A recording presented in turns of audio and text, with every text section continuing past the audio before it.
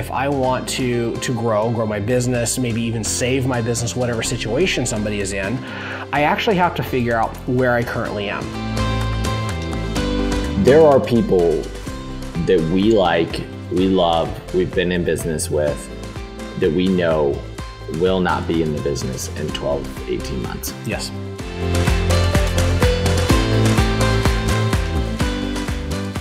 Real estate professionals, you're home back here on the RMG Agent Podcast. And of course, as always, you can go find more great stuff at rmgagentpodcast.com.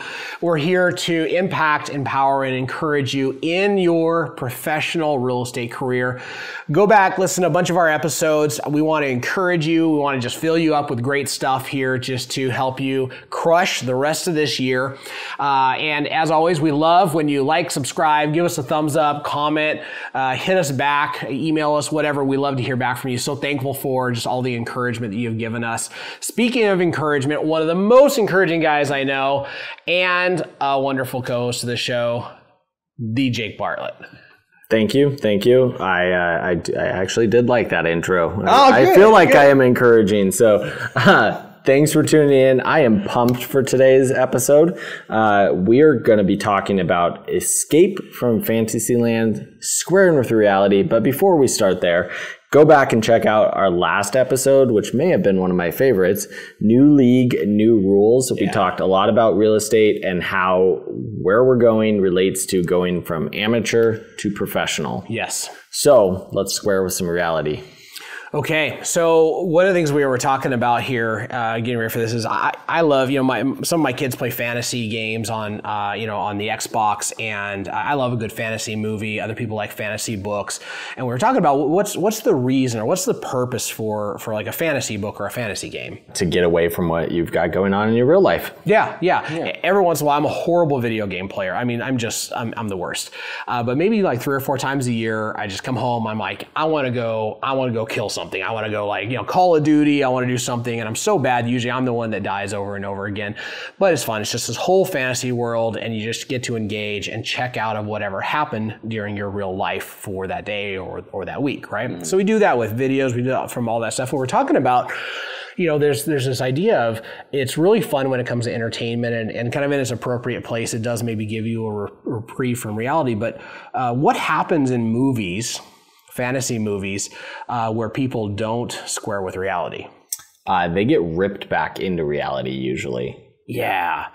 And so like Ready Player One, what was it? Inception. We talked about The Matrix. There's all of these movies that have kind of these alternate realities that people are in. And in some of those movies, the plot really does show up where there's people that have a choice to square with reality. Or they get the very, very harsh, forced consequences of being ripped back into reality. And the reason for talking about, we're talking about real estate. What are we talking about fantasy video games for? What's the reason here? Well, I see a lot of people that are living in fantasy land of their real estate businesses, and that maybe they're not treating them with the reality and the professionalism that they should be, because as we've talked about a lot, like we're in a different playing field, and they're still living in fantasy world of the last 3 or 4 years. Yeah. So I love coaching, and I love personal growth. I love those conversations. Both of us do. And one of the things I learned many, many years ago is it's kind of like if you're dealing with somebody who has addiction, right? So somebody who's an alcoholic. If somebody's an alcoholic, the very first thing, as best I know, is they actually have to just admit there's a problem. And what that is functionally something that we all have to do in personal growth. And that is that we have to deal with what we call the reality habit, or squaring with reality. And the reality habit is this fundamental place that if you don't figure that out, everything else doesn't have a good reference point. So a great way of maybe thinking about that is if I want to go to Wichita, Kansas, right? The only way that I can figure out my route is figuring out where I currently am. Mm-hmm. And so as a person, if I want to grow, or as a real estate professional, if I want to grow my business, maybe even save my business, whatever situation somebody is in, I actually have to figure out where I currently am. Not where I want to be, not where I want other people to think I am, But deep down, I have to square with the reality habit. And that is, what is my situation really right now? Yeah, we need a landmark to start from, right? Yeah. Like we need a point of reference that's real, such that we can game plan, we can move forward, we can get moving forward from that spot. Yeah, the reality habit doesn't care about positivity or negativity or any of those things. It actually is just squaring with reality. So if I'm in Seattle and I want to drive to Wichita, Kansas, Seattle's just a reality, right? I might say I love Seattle, I may say I hate Seattle or whatever, whatever the mindset is around that. But Seattle exists, and I'm physically there, and so now that gives me a landmark for where to go. And what I'm experiencing in conversations with real estate professionals right now, not everybody, but with a substantial number of people, is that there is a very substantial disconnect between the harsh negative reality that exists and what they're willing to tell themselves about where they really are. What's really interesting is a lot of the agents that most people would point to that are as successful agents are in that spot. And then when you talk to agents that or we know based on being able to see production, they're not making it. But their reality is everything's perfect. There's nothing ever wrong. I don't need any help. Everything's great. Yeah, absolutely. And so it's showing up, it's showing up in this really, I think, kind of dangerous way. And that is that, so what does it mean when you're not willing to square with reality? Well, it means that you're in a fantasy land. And if you're living that movie, you're going to square with the good or hard things that having to do with your reality right now, or the situation, which is just it's just a cold reptile, right? The market, whatever it is, it's going to rip you back into reality. And our encouragement is that if you're in a place right now where you are avoiding reality, it is far better to square with reality than it is to be ripped back to it. Yeah. And as we're talking, this is the reality of things, and that's what the 400th time we've said that so far. Yes. We're just beating it in there.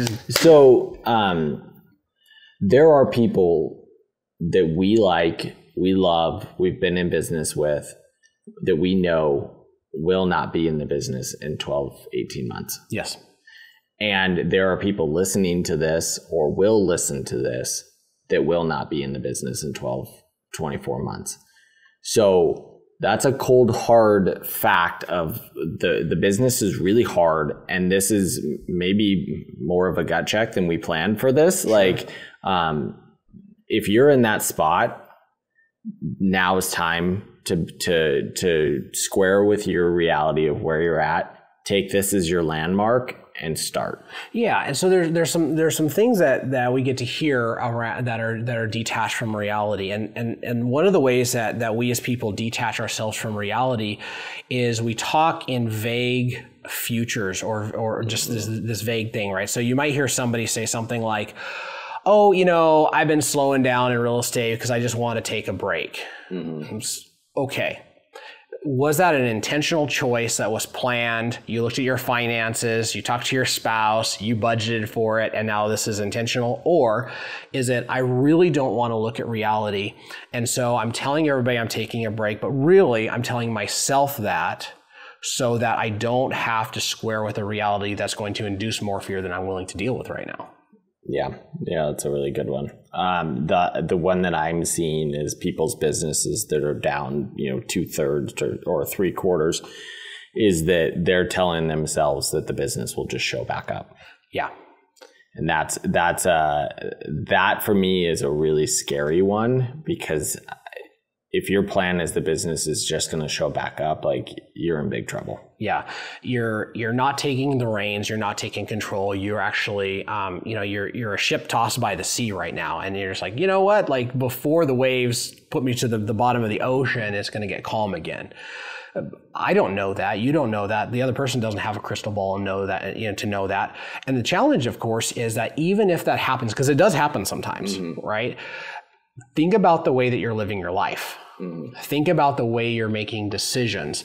You can't predict that that's going to happen every time. And now is one of those times where, looking into the future, I don't see the waves, it looks like more waves than less, right? Yeah. Rising tides raise all ships, right? Yeah. What if the water never comes back? It makes me think of, as we're sitting here doing this, thinking of your dock that's sitting on the rocks down there, right? Yes, there was a problem. They had to dam up the water to a higher level, so the river's way down, and your dock's sitting on the ground. Yep. What if the water never came back? Yeah. And if that dock was your business and it only floats when the water's high, you got nothing. Yeah, it's a problem. And the thing is, it's not a problem that you are in the current situation you are. I mean, that actually is it could be a problem. The bigger problem is if I'm unwilling to acknowledge it, I'm unwilling to look at it, I'm unwilling to do whatever hard thing is going to come as a result of taking a look at it. One of the things I always say about these kind of situations is we have this old dog. He's 13 years old now. His name's Clyde. We inherited the name. His sister was Bonnie, and we just, our kids decided to go with it. But, when we were training him, one of the things that he would do is you show him a snack, a Scooby snack, and say no, right? And the way that he forced himself to not take that snack when you said no is he would look away and just pretend it wasn't there until you said yes. In other words, my dog's way of dealing with things is just ignore the reality of it. And so we have these things. The other vague things that we're hearing is things, people saying like, oh, well, I have this other business opportunity that may come into fruition. But when somebody says that, there's just this really, really harsh disconnect from reality. Because what somebody is saying is, instead of the business that I know, the business that I've been trained in, the business that I've built for the last 10 years, that I now have to work harder in and re-engage in my disciplines and my habits in, I am now fully equipped to go start another business from scratch. And I'm not actually thinking about the fact that it's going to take me 10 years of unbelievably harder work to do that than to re-engage with this. And you can tell that because just when it comes out there, it's like, hey, I'm not willing to talk about this. So I'm going to give you this vague thing that I'm thinking about. The problem is that if you're not scoring with the reality habit, you're actually not thinking. So what's the first thing you would tell somebody in one of these places? Maybe the first peek into this is listening to this podcast. Like where do they go? So the first thing that I would encourage you to do is you need to be willing to talk to somebody in your life that's not going to buy your BS, that will help you process it. So if you're in a place where, and that may even just be starting by listening to this, if you wake up tomorrow or you wake up right after you listen to this podcast and you say, I'm not okay, things are not okay, that's you acknowledging reality, right? Or my business is on the rocks, or holy smokes, I'm out of money in a month or 2 months or whatever that is. That's going to be the very first place to start is that. The next one is going to be, I'm going to engage with somebody in my life who's willing to ask me hard questions and help me process. We as people process way better with other trusted people. And there's a coaching process that I learned with this. And a couple of the pieces are, the first question might be from somebody who loves you and is willing to help you process this. What are the current consequences of what's happening or not happening in your business? And then the coaching questions are always, tell me more, tell me more, tell me more, right? How is this impacting you? No, really, how is it impacting you? How is this impacting your spouse? How is this impacting your financial goals? And when you think about that, what do you feel? And the reason that feeling or emotion is so important with this is that when I'm just in logic, I can kind of keep this at bay a little bit. I'm logically engaging with reality, and that's really good. Like that's like 2 steps farther than you've been. But when all of a sudden I engage with the emotion, I'm going to find anger, rage, fear. I'm going to find something. And when I find that, I'm going to find something that causes me now to be prone to move and prone to do something. Because if I just logically get there, but I don't emotionally get there, I'm not going to be prone to move or do anything about it. So that's going to be the first series of questions that, and you can even have somebody listen to this podcast and say, ask me these questions. It doesn't have to be more complicated than that. We also, as we're talking about this, we also have questions and things that if you emailed us, we could get you a list. Yeah. In fact, this will be on the action guide, right? Like we'll like just grab the paper, print it out off the website, and like here we go. The second one is going to be what we call future pacing, and this is a really big one. If nothing changes, what is likely to happen? This is the one that will cause people to kind of come to grips with reality. And that is like, my pipeline's kind of light, and, I'm thinking about this other business opportunity and all that. And so now all of a sudden I square with and get emotional about what's happening. It's like, I'm not feeding my family. Like this is not going well. And then somebody says, okay, if nothing changes, what's going to happen? Now I'm going to lose my house. Right? Like, just the list starts piling up with these negative consequences. That can induce fear, and it can freeze somebody up for sure. And you're gonna have to work through that. But the reality is when you get to the logical outcomes of your inaction or your lack of being in reality, that is something that you're gonna have to square with. And then the same pattern exists, which is when you think about in 6 months being homeless, right? Yeah. What do you feel? It's not going to be a good thing. Mm-hmm. Yeah, those heavy questions as somebody that's been on the other side, been on the coaching side of that, like you feel for the person, but they have to sit in it. Yeah, that's right. You have to sit in it and you have to experience that. The great thing is, for some people, it's not going to be too late. But now's the time. Like, you've got to square with reality. You've got to do something, because your preferred future might be farther out of reach than you want it to be. But this really dark, negative future may be something that you can actually keep from. Right. And it's just been my experience. It's been my experience in my own life, as well as in other people's, in areas that you don't want to grow or you're unwilling to deal with reality. You may be willing to do a lot of illogical things, or things that are just unbelievably hard, that don't move the needle as much as the 2 or 3 things that are right in front of you that you just don't want to do it. You don't want to do it because you don't want to be humble. You don't want to do it because your ego's in the way. You don't want to do it because you just don't want to have to do those things again because they're beneath you. There's all of these reasons. But if I switch from my professional real estate career that I'm highly likely to be able to engage with and really move the needle, to some brand new adventure, sucking over here doesn't affect my ego. It's easier to be humble. It's easier to do all those things. It's just not usually a better path. I would say that the other one that you see is like, you were really good at something before, and there's a little bit of a fear of like, will you snap back and be able to do it again? Oh man. Yeah. Will I be able to do this again? And by the way, that is a core fear of pretty much every entrepreneur I've ever, talked with, right? Like, you build something big, build something great, and then all of a sudden you have another opportunity and all the fear rushes in, and all the lies tell you like, no, you can't. Like, that was a fraud. That was a fluke. That was luck. The reality is that no, there's a good chance that whatever you did, you messed up a bunch like we all do, but you did some things right, and you can repeat those things again. You can do it again, and it's going to be hard again.